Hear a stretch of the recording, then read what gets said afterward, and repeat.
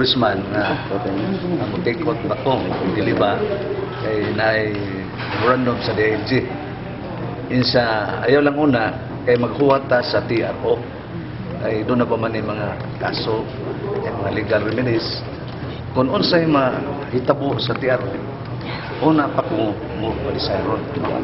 Kaya unod sa nga TRO, unsa man ang tanan, palpak ang tanan, balik sinugdanan.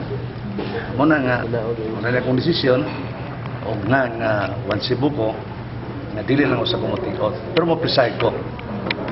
Kaya protein ko rin. Hindi ka mahadlok, sir, na ikaw na noon ang mapasahan charges.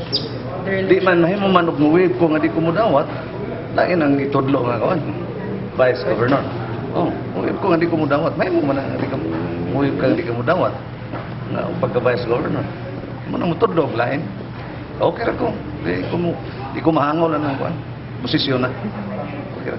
So sir, basically ginadecline ninyo ihatag na lang dito sa lahat. Hindi, og nga ang ako god, og mo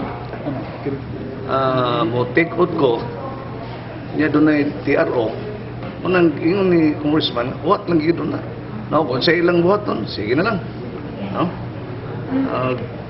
Mo tudlo sila glain, patik ko sila glain nga himong Vice Governor, acting Vice Governor, okay ra sad nako. Unsa di lang gingon mo, sir, nga coming na daw ang TRO? Mo lay paboto na lang. So, positive sila nga na maaabot nga TRO. Mao ilang na pagtuo basin na kay TRO.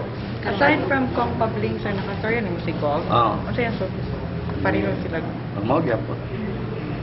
Kaya kinahanglan sa niya support ba. Ano yung support niya? Sir, kailan daw yung TRO? May sinabi bang kailan nila in-expect to Wasad ko ka nusa ka statwa lagi usakan yung tigan. So final na yung posisyon niya di Final di sa kumutik.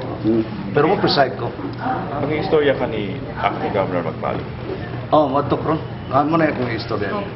Kung sila yung decision, okay ra. Pumutod daw sila lang yung Vice Governor. Lisod pa sir. Ha? Lisod. Sayang? Di ba sayang? 6 months naman sa. Kira man, 6 months.